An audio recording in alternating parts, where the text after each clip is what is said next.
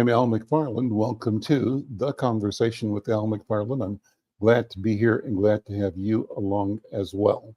Wednesday, hump day, we talk about business and wealth creation, typically on Wednesdays, and today will be no exception. We're pleased to have today Danielle Duncan, who is with Twin Cities Habitat, a great organization. We're going to find out about what they do, what their priorities are, how she got to the organization, what her mission is as a public servant, and more.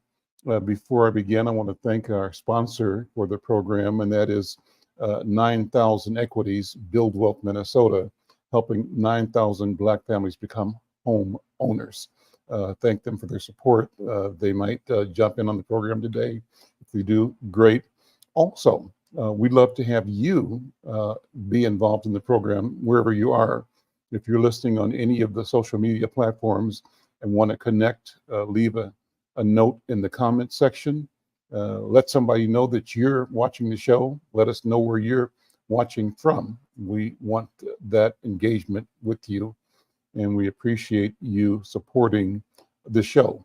How do you support us? Become a subscriber. Go to the YouTube channel, Insight News MN, and become a subscriber and like and share. And we've crossed our 1,000 subscriber mark. We're looking to get to 2,000, and that only happens when you take the initiative to go and subscribe, no cost.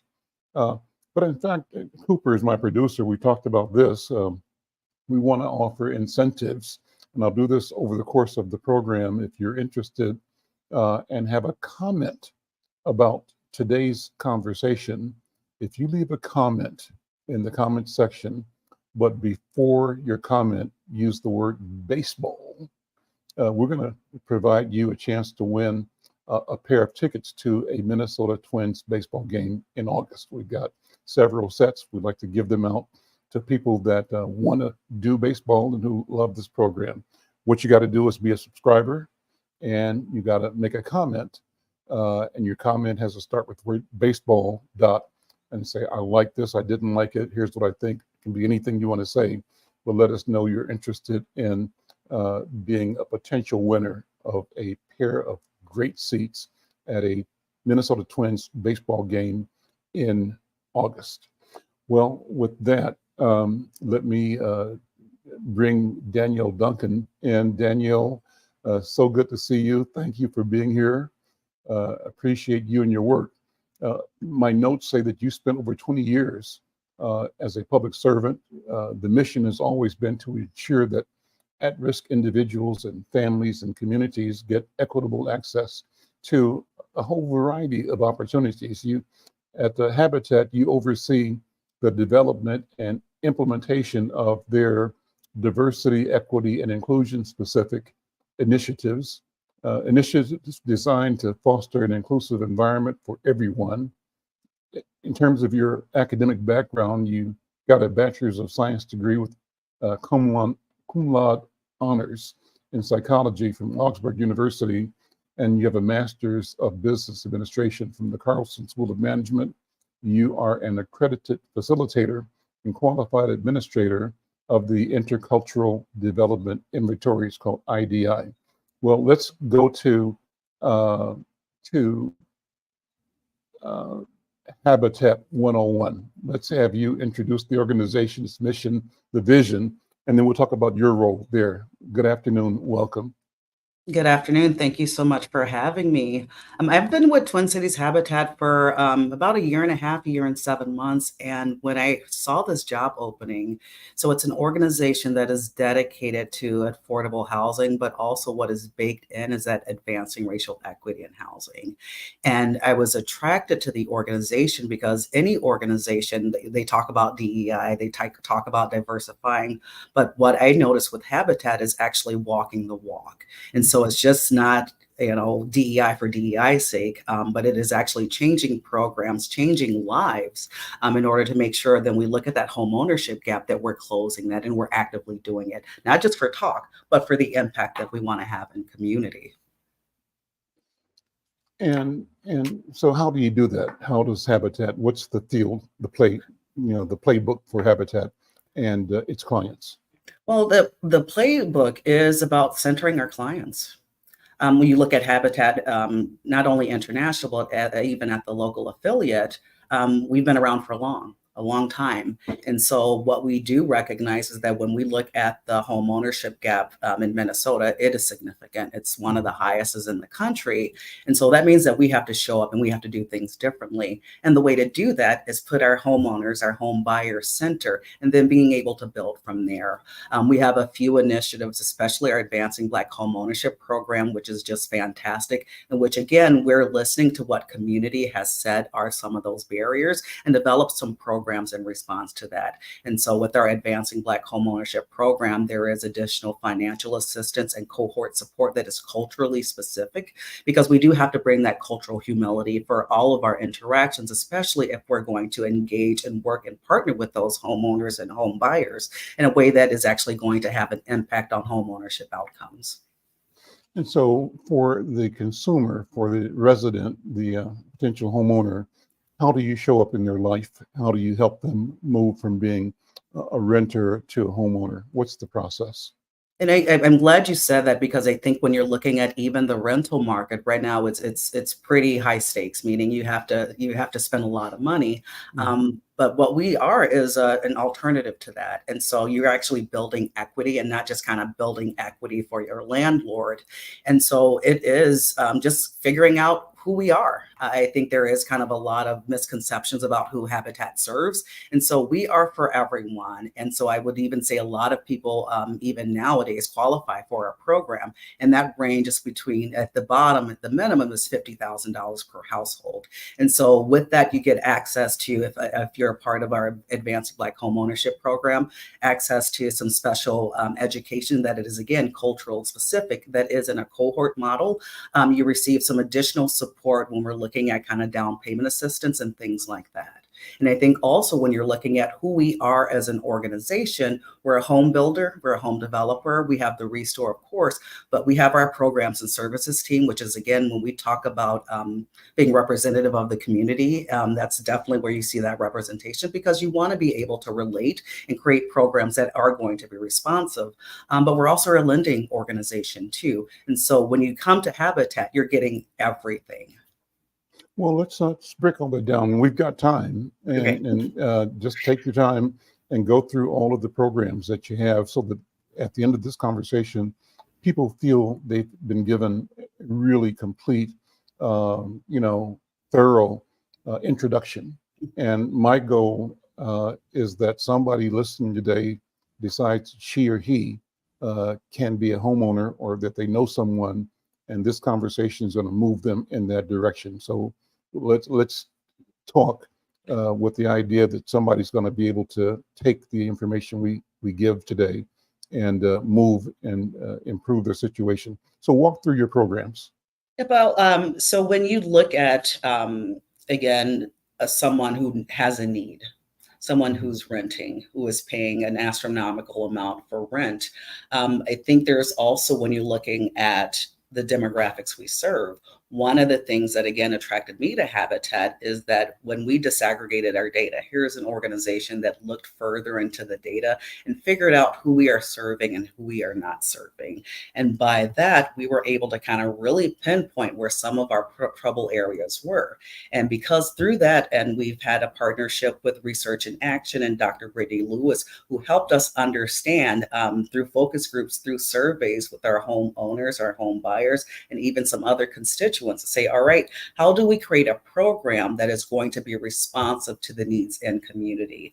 Through that, we were able to create our Advancing Black Home Ownership program. We also got some additional information on, let's look at representation to make sure that we are representative of the communities we serve.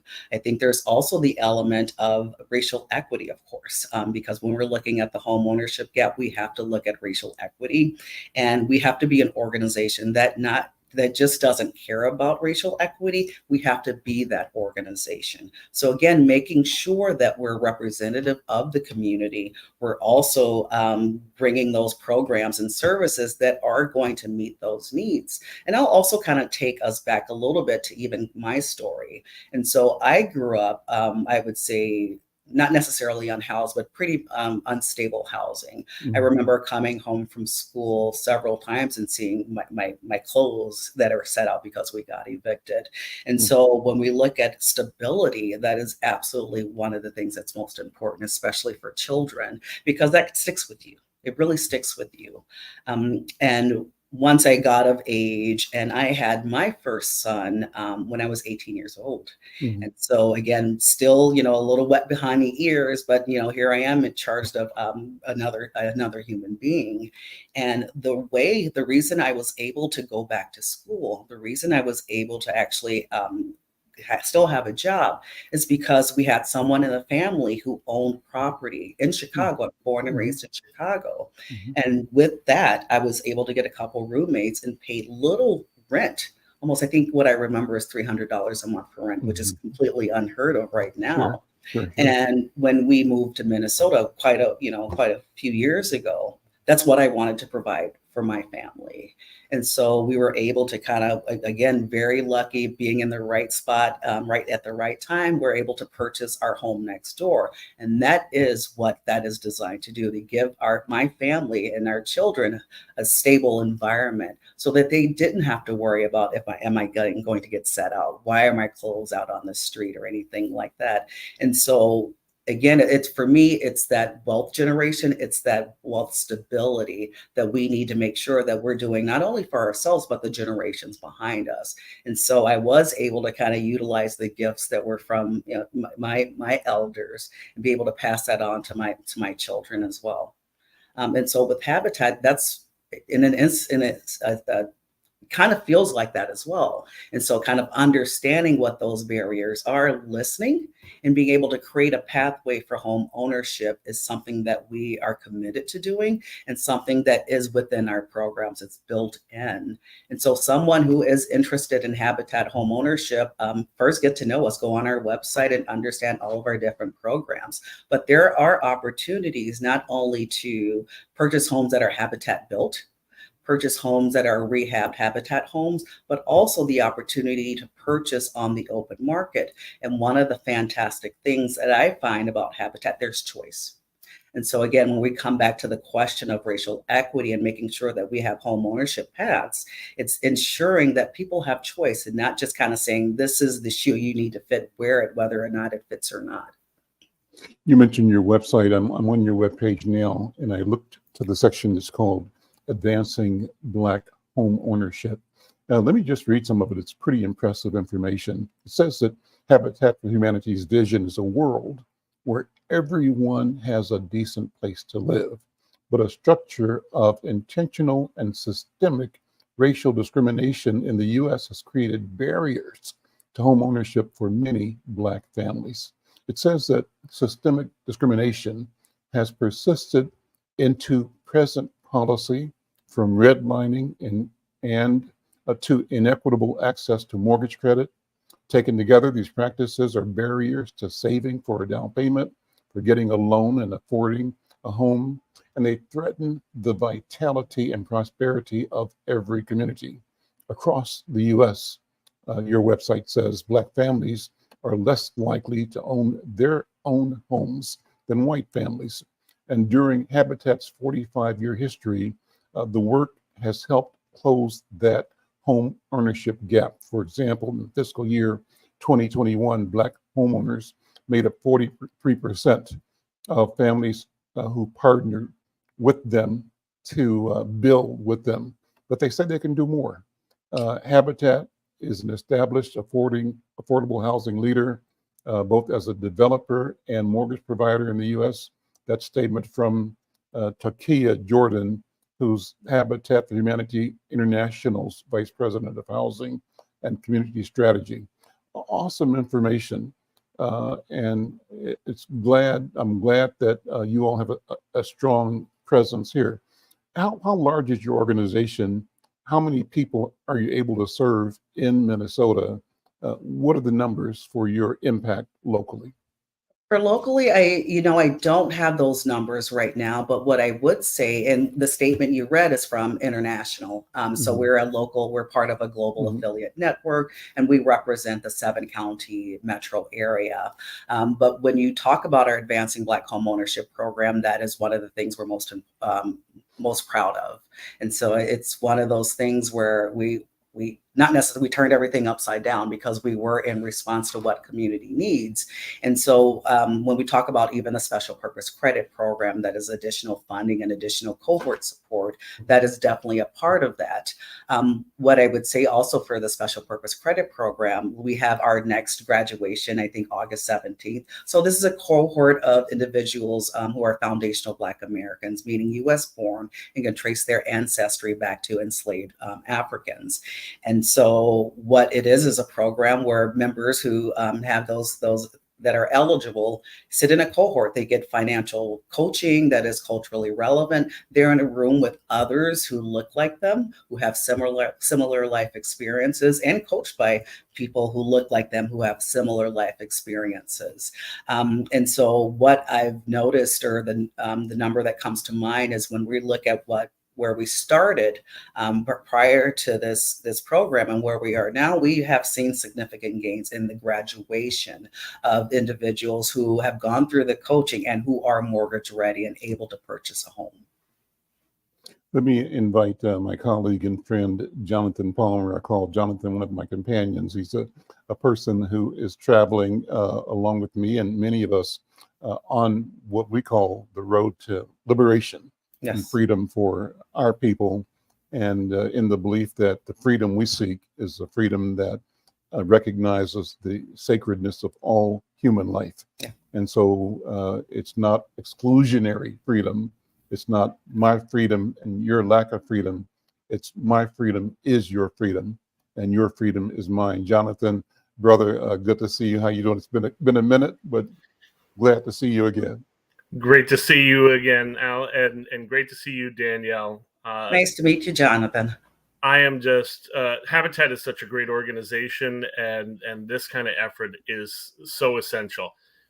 You can look at the fact that the home ownership gap between Black and white homeowners is higher than it was during segregation at this point, and down 2.2%, I think, since 2000. I mean, it is home ownership is so essential to actually helping to build wealth and helping people to climb out of poverty. And efforts like these are what make a huge difference. So I'm really glad to hear about this effort. I'll be sharing this out through my network so that people can get connected into it.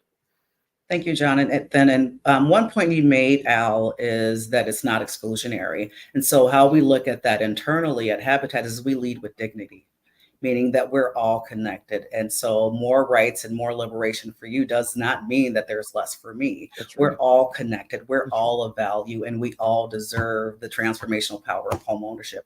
Because as you said, it is one of the building blocks for wealth generation. It's one of the building blocks for being able to pass that wealth on to future generations. And so we have been excluded from any kind of semblance of being able to build that wealth. And so what we want to make sure that we're doing is bringing our programs and services and what we offer to community that's responsive to what the community needs, but also working in partnerships, because when we look at the home ownership gap, that did not come yesterday. This has been around for hundreds of years. Mhm. And so it's going to take us some time and some intentionality to start unwinding that. But we cannot do this alone. We have to look at those different intersections so that we can continue building the coalition so we can actually bring liberation and home ownership to more people. You mentioned working with Research in Action, I believe. What kind of data drives the mission of the organization? For Research in Action? Yes. So Research in Action, they look at a lot of data points. I think what we were able to do with them is disaggregate our own data and really take a look at who we were serving and who we weren't serving. If you look at the top line data, I think it was approximately 83% BIPOC, families or households that we served. And so we could have just gone with that and say, look, we serve 83+% BIPOC families and just moved on. But what we needed to do is actually take a look under the hood and understand who we were really serving. And where I kind of liken it to is that when you look at, again, that huge home ownership disparities between people of color, foundational Black Americans and whites, it's like, all right, what can we do here? And so by being able to kind of look at our own data and figure out, all right, we are leaving some people behind, is how we can respond. And so when you disaggregate, what things do you discover? What we discovered is our foundational Black American households who were applied for our program, they were among the highest demographic group, but were among the least likely to graduate. And so that's warning what's going on here. Yeah, let's sit with that. What does that mean? And what was the intention and the discovery, and the data revealed what? The intent was to find out who we were serving and who we weren't. And also what we kind of discovered, again, when we look at that 11% or whatever difference it was between succeeding in that program and not succeeding, that was a wake-up call that says, all right, we're doing something wrong, that we have to kind of look at our own behaviors. We have to look at our own policies and see where we might be the problem. I see that as an equity lens. So who is benefiting from our programs and who is burdened by it? And what we found is that we overall served our immigrant population pretty well, which is great. But when we look at our foundational Black American population and that applicant pool, it's like, all right, they're not succeeding at the way we would want them to. And so what can we do for how we show up, how we support our homeowners and home buyers to ensure that we're in partnership with them? And so we want to serve and be in partnership with our clients and our homeowners and home buyers. And so what we were able to do, again, with that feedback that Research in Action helped us collect, is make sure that we're bringing in representation into the organization, some people with those lived experiences, provide some additional cohort support. So again, people who look like them and who are able to kind of relate to those life experiences, but also that additional financial support when we're looking at down payment assistance. Back at your website again, and I'm looking at the notes on the racial home ownership gap.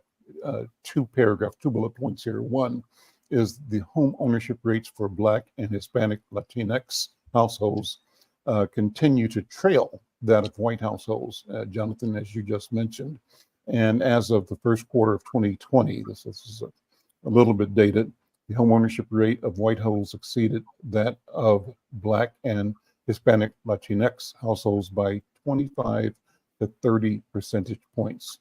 It also said, second bullet point, between 76 and 2016, despite national passage of laws aimed at reducing discrimination in private lending, racial gaps in loan denial remained persistent, meaning Black and Hispanic Latinx borrowers had a higher probability of being denied a loan and of receiving a high-cost mortgage as compared to their white counterparts. So your program, aided, armed by data, by research, set out to make a difference. And you are making a difference. Talk about that, if you would. No, absolutely. And that's what we want to make sure we're doing. It's data informed. And so when you look at the cold, hard facts, you can actually see where we are, where we can improve. And so when you look at it locally, I think with overall, like 42% of households of color own their home. But when this is kind of statewide, but if we look at even our gap for the state, it's 35%. So it's much wider. So nationally, it's home ownership gap is 25%. So the state in Minnesota, it's 35%.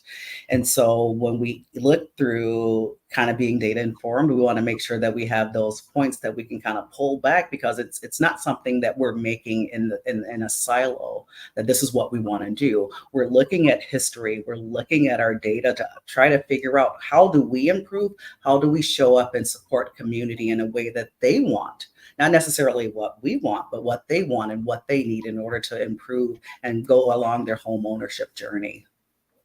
Jonathan, feel free to jump right in. Yeah, go ahead. Yeah, I think a lot of times it's not really understood where this comes from and the roots that this has in systemic racism. I mean, you can go back to the start of redlining in the 30s and the beginning of the FHA loans, taking people back to a time when it used to be that you put down half for your house and then you paid the rest off over 5 years. Well, that wasn't sustainable. So when the FHA loan started, you had that's when you get that 10% mortgage down and the 30-year mortgages. And then they created those maps in the cities across the US that rated what the return on investment would be in a community, and going ahead and pinpointing the ones that would have Black and brown people versus that were white communities. And many people don't realize that that single point is largely what started this trend of this gap of home ownership, because in the communities that had just one Black or brown family in a neighborhood would rank it low so that it was marked in red, and that's where the term redlining comes from. White communities got the green mark, which meant people would loan more in those communities. When they started doing the FHA loans and the home financing, out of that, I think it was a total like $12 billion went into that, and less than 2% of that went to Black and brown communities. So you get this gap that starts there and grows over time. And as segregation is there, people aren't allowed to live in certain communities. In Minnesota, we still have covenants on homes that say that Black and brown people can't buy those homes. So there's a lot of systemic pieces, I think, that people don't realize. And it sounds like Habitat's effort is one of those looking to address that and fix the systemic problem, which will help increase home ownership and build wealth within our communities. And I think I'm glad you brought up racial covenants, because that is, you go to your deed. I had to go to my deed. I lived in South Minneapolis. Like, am I supposed to be here? And so when you talk about the systems, it's individual, but it's all of the institutions that have been set up a certain way, and they're working as designed.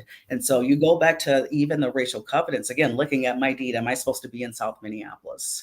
And so on my house, I could not find one, but if you go 2 blocks in any direction, racial covenants everywhere.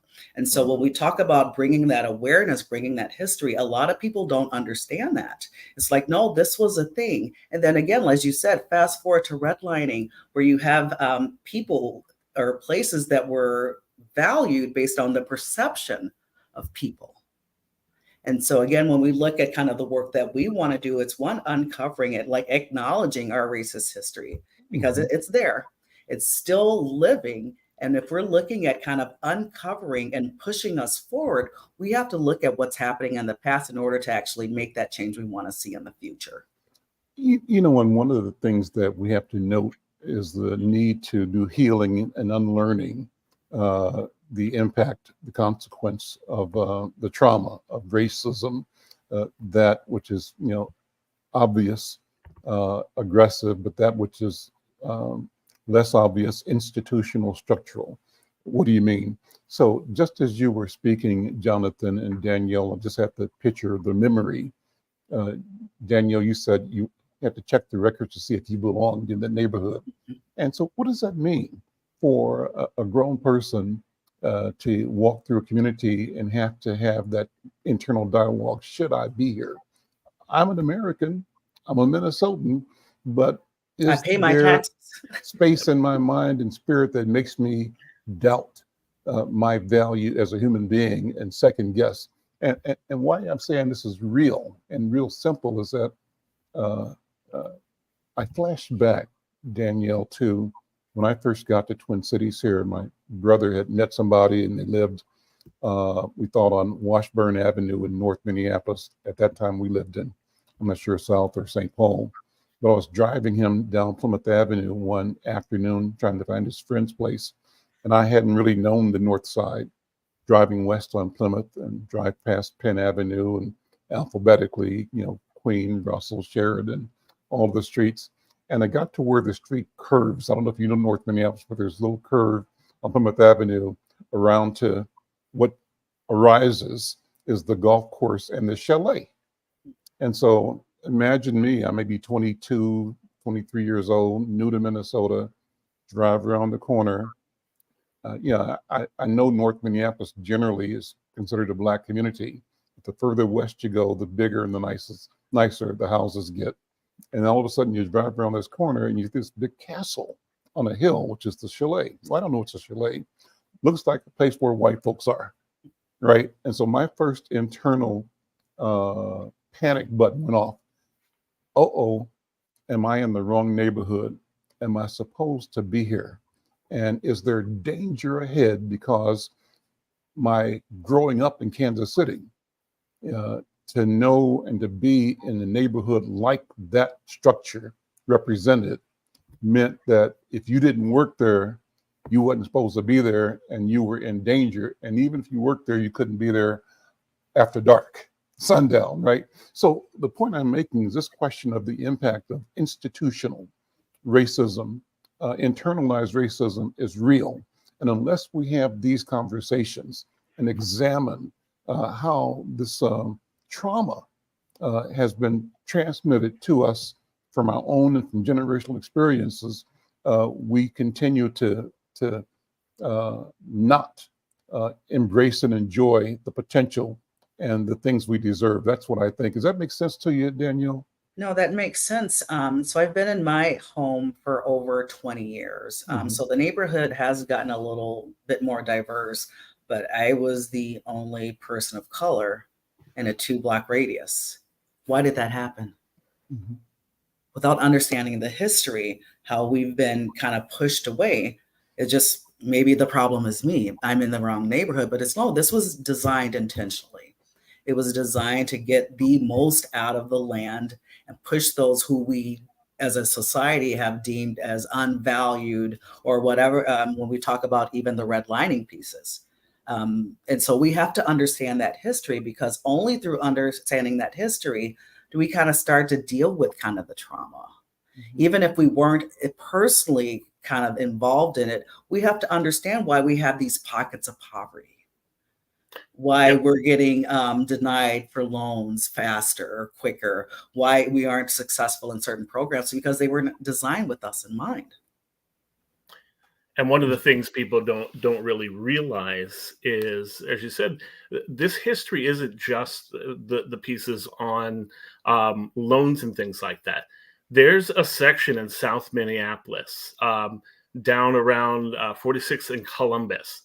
And in 1927, residents down there formed the Eugene Field Neighborhood Association, and 100 of them signed a gentleman's agreement that barred them from selling or renting the property to anyone not white. And there's actually a little monument down there that you can go and see. It's for the Arthur and Edith Lee House. Down there, members of the group started buying up African-American homes in hopes of making the area all white and restricted. But Arthur and Edith Lee purchased this house. And it's an interesting thing that two neighbors had this disagreement. And so it got so bad that the one that was moving out sold it intentionally to a Black family to get back at the other. But people came out, crowds formed down there around the house. The neighborhood organization tried to buy it back from them, tried to get them moved. They had 4,000 people out in the streets, okay? And they brought vendors came by, they were selling ice cream, and this was all to protest. It was like a lynching, lynching. Yes. Yeah. and you had to get, NAACP came in, led by Lena Olive Smith, and they were able to have police and eventually get things settled down. But that's the kind of stuff we live with. That's just a community. That isn't the March on Washington. That isn't the Montgomery bus boycott. That is living in a neighborhood in America. And so when you talk about that piece, are we supposed to be here? There are so many signs that people are not cognizant of when you move into communities and it's an all-white community. That didn't happen by accident. And Danielle, I think you pointed that out earlier, is that these things were designed, and people don't understand that fully when you talk about where the history, because people think about 2000. They don't think past the pandemic or past the 90s. There's a lot of pieces that have been put in place that have structured racism within our communities.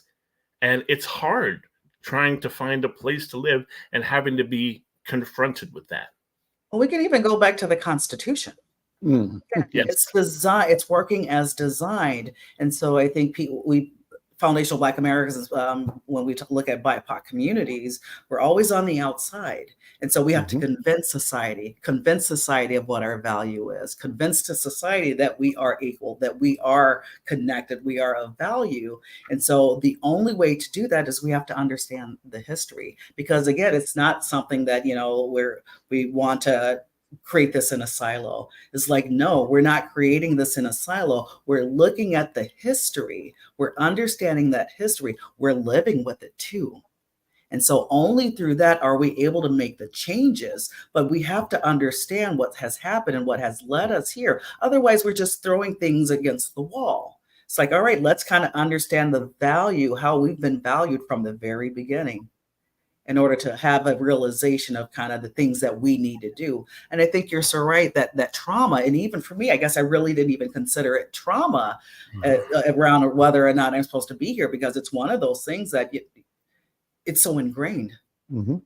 It's so part of who we are. And so to be able to kind of take myself out of that is like, you know what, this is really crappy. And the things that we are doing right now, hopefully, is going to have an impact on the next generation. So that's not a thought that they even have to consider, because people around them look like them. There are people around them that are all kinds of nationalities, and that they feel as if they belong and that they're making a contribution. Well, I love this conversation, because for me, it always triggers memories and stories that give me an ability to put things in context, and this whole question of where you belong, right? So my wife Bobby and I used to walk all winter long. Loved Minneapolis because of the Skyway system. We'd drive down to Washington Avenue around 3rd Street or 4th Street at the end of the Skyway system at 5 in the morning, 6 in the morning. And then we walk 45 minutes. The Skyways are open even through the department stores and the other businesses. They had a cordoned off route. We could walk all the way down to the Hyatt Regency, touch the last door, then walk back. So it's a total of an hour and a half every day that we walked. I remember walking back one day, Danielle and Bobby and I saw this little white kid, maybe 3 years old or 4 years old, a little boy, walking by himself like he owned the Skyway.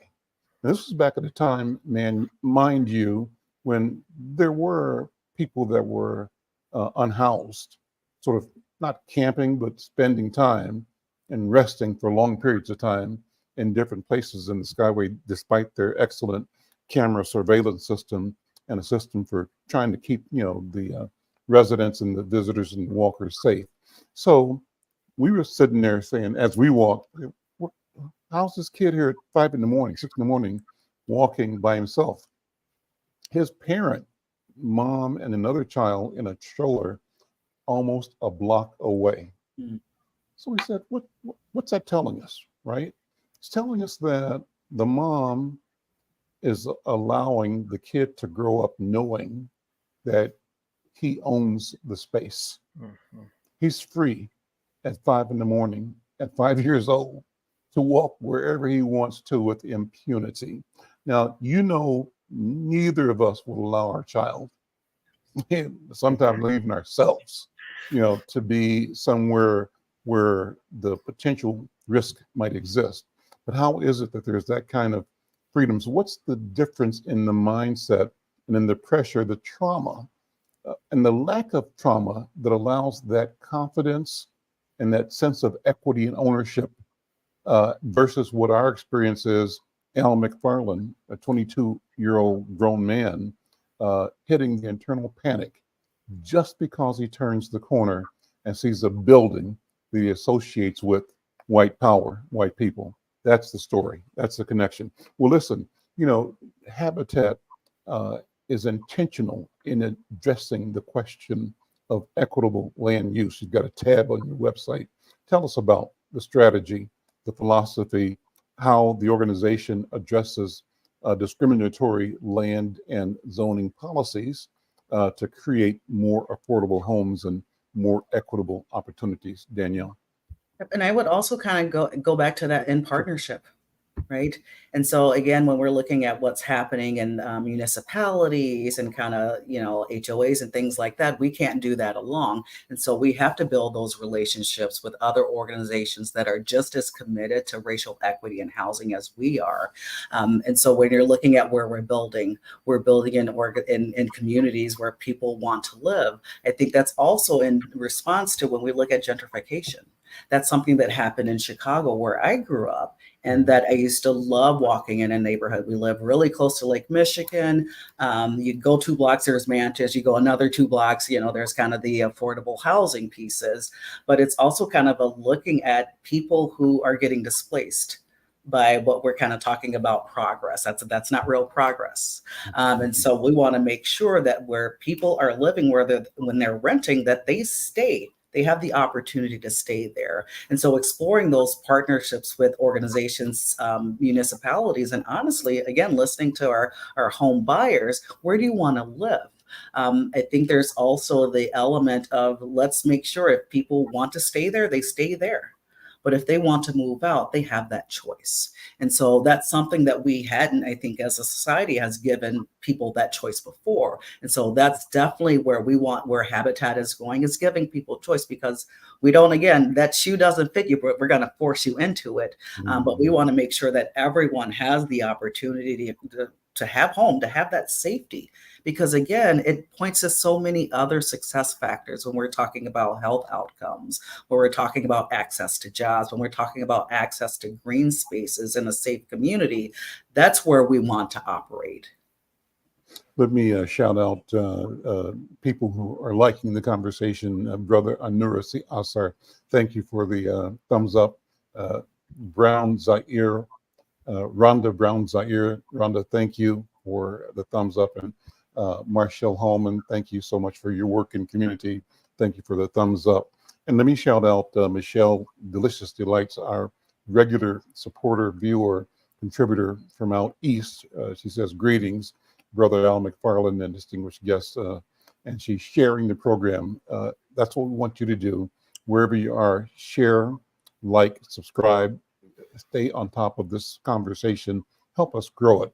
And I want to also shout out Bliss Alliance 54, who responded to the baseball offer and sent a couple of posts in, as I asked Bliss to do. Start with the word baseball, but then make your comment. And 2 great comments. One, the first one was that community enhanced programs like this help provide hope to pillar neighborhoods impacted by vested interests. Let's talk about that in a minute. And then the second comment from Bliss Alliance 54, great comment. The power of a safe character is valued by community partners, especially during our frigid and fun, I think that's what, if I'm reading that wrong, you can correct me, seasons, right? So housing, Jonathan, react if you will. What are your thoughts? Well, I think that's very right. These are the kinds of things that can help provide hope within communities, that can help us address the systemic racism that exists and the disparity. I mean, that's one of the biggest challenges we have, is getting people, one, connected into these programs, but getting programs like this started, because too often these are thought of as being handouts or special ways of helping certain people. And you get people who get angry about that, and they don't realize this isn't a special handout or a special apportionment. This is actually redressing the things that were already done and were wrong, that prevented people from having these communities.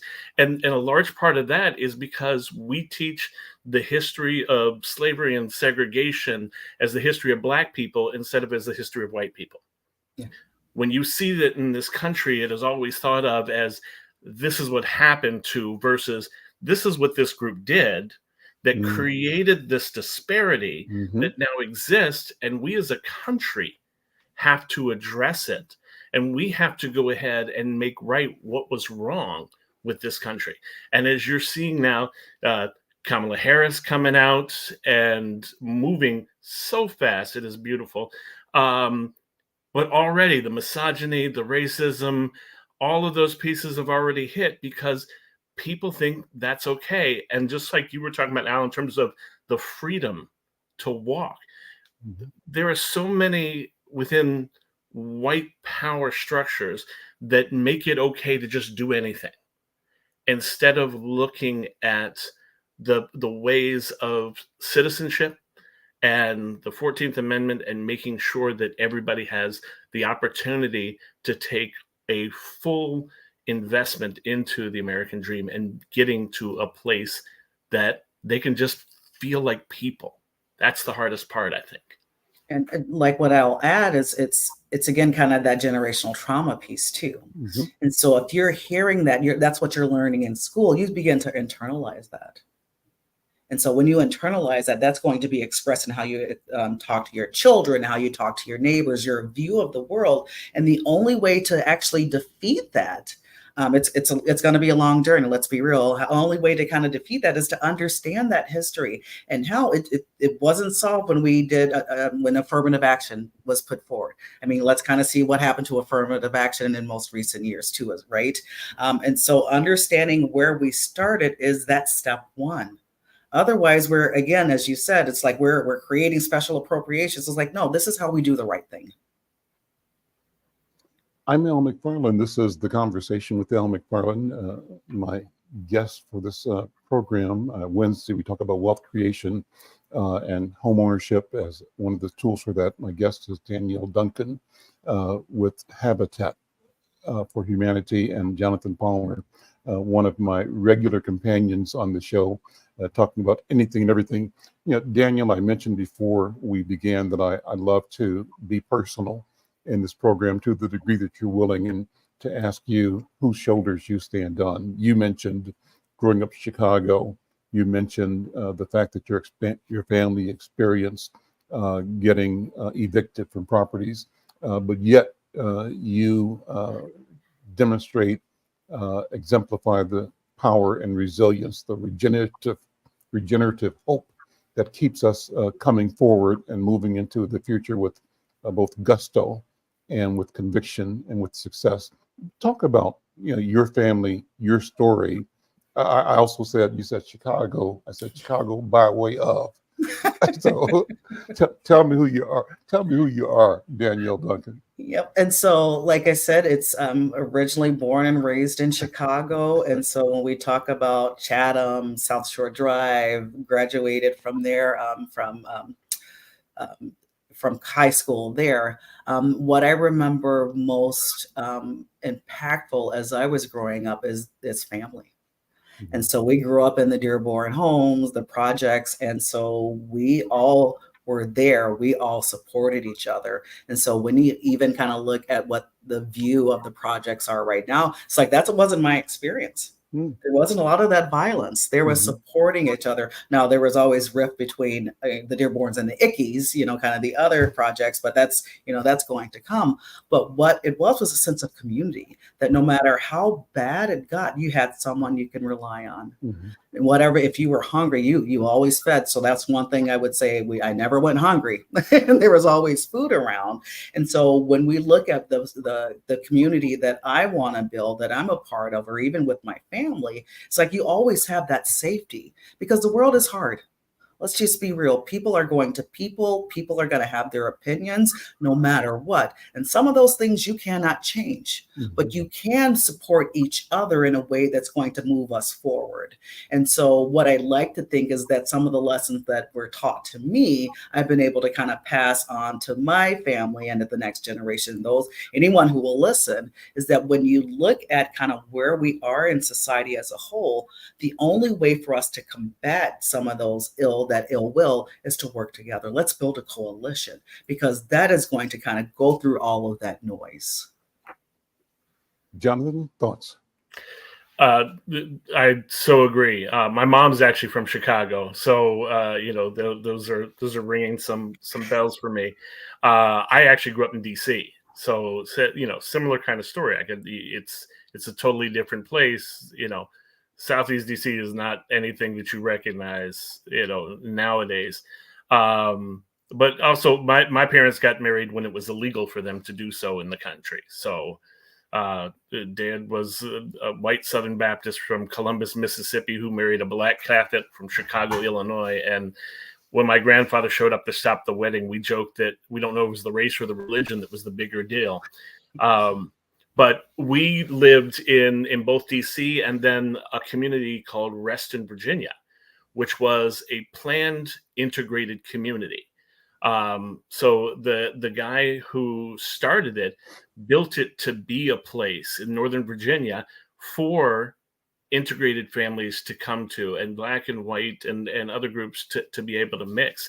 And it is fascinating to see now how it's grown. It's much bigger and much more metropolitan now.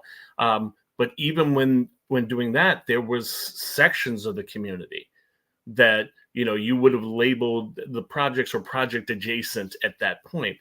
And it just shows you how built into our system the low income and the marginalized housing is. But that sense of community Danielle was talking about, in terms of the neighbors that you had, we had those neighbors that you could, one, you could go to if there was any kind of a problem. You can go right across the street to Mrs. Johnson's house, or if you were doing something wrong, Mrs. Johnson might catch you, right? And she might take care of it right then, and then send you home and call your parents. And then when you got home, there was a whole the rest of it. Yeah, we won't go into that too deep, but that's the thing that I think, and especially African American communities have, is that connection that has helped us raise our kids, that has helped us build that network so that we looked out for each other and we're able to help each other, so that you get more of a chance of success. Yeah, but what that also kind of reminds me of is when we look at displacement, right? And so look at 94, that just kind of plowed through the Rondo neighborhood, and even kind of some of the things that we're looking at right now, not Habitat, but kind of, Minnesota, it's breaking those community connections. And so if you're similar to how we were growing up and you had that community, that's not there anymore. It's different. I ask you about shoulders you stand on. You mentioned your parents. What about your lineage? What about how much do you know about your grands and great grands, your Africanity, or your being a foundational Black American? I don't know much outside of so I was, my great grandmother was alive. So I remember speaking to at her 95th birthday party. So I think she made it to 97. So of course knew my great grandmother. My grandmother is still alive. She lives over in North Minneapolis. She spends her time in Brooklyn Park. And then my mom, she actually moved from Chicago to be with us in Minnesota. And when I was pregnant with my second child, Herbie, there was really no point in me going back to school. Going back to work, I would make $20. And so again, when we talk about the community always being there, my grandmother actually retired from being a CNA from Chicago and moved up here in order to help us raise the children. And again, it was a godsend. I would not have been able to do that before. As far as kind of lineage back, I haven't necessarily gotten into that. I think I have some concerns about DNA being publicly available. Mhm. Not necessarily for me, but for Mhm. those who I might be General. tied to. Mhm. Interesting. I've been tracing that. I've got a very interesting trek because I've got on my father's side, it is Scottish ancestry, and on my mother's side, the African American. And one, you get to see that juxtaposition of how easy it is to access records when you're not brown, Right. and where you can trace pieces back. But we've been finding some very interesting aspects on the African American side. My mom just sent me this photo of my great grandfather's shoe shop. It was Naaman Tolbert Shoes in Chicago, and so he had like a shoe shop, and then it's him in the shoe shop. And we found back to the closest enslaved relative, and then going back, and right now we're peeling back a layer that looks to be a enslaved family that came through a white family, but then in the will setting that family free and insisting on them being able to stay together and things. So just at the point of unraveling a lot of those pieces, but it is truly fascinating because then you can see so much clearer the shoulders that you stand on and the journey that African American families have had to make, especially in juxtaposition to white families, and what that difference is and how much harder it is for us. Yeah.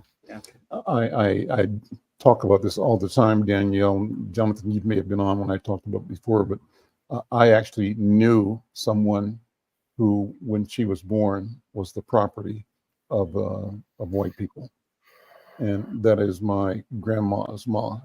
And I remember, meeting and being with her, being held by her, and punished by her, cracked on the back of my hand with a spoon for sticking my hand into a number 5 barrel of cotton, fluffy white cotton, attractive to a 5-year-old. Looking up at the rim of the barrel, stick my hand in. She said, "Crack, get your hand out of there. You don't know what's under that cotton. Could be a snake, right?" Point is, I didn't realize that until I was an adult a few years ago, that this picture of her sitting next to her daughter, my grandmother sitting next to her daughters, my mom, and my mom's sisters, and then me and my cousins all sitting on the floor in our uncle's brownstone in Kansas City. But that multi-generational picture included the fact that the elder in that picture was born in the 1850s, 1850s, before the end of slavery, and born as the property of other human beings. And so to me, it just means it's close. It's not something that I can forget and think it's something in the distant past. It's real, it's close. And I'm thankful for the technology, Danielle, that allows me to try to do support my reaching and connecting with other elements of my family. Well, listen, this has been a wonderful conversation. I want to circle back to, the point of the conversation, and that is housing and the work that Habitat for Humanity does. One of the things I noticed was you launched a program called Special Purpose Credit to advance Black home ownership. Let me have you close explaining what that is and inviting people to connect with Habitat. Absolutely. Thank you. And so our special purpose credit program is part of our Advancing Black Homeownership program. So if we again go back to the data where we recognize that, hey, we have a problem, there is a demographic that is we're being left behind.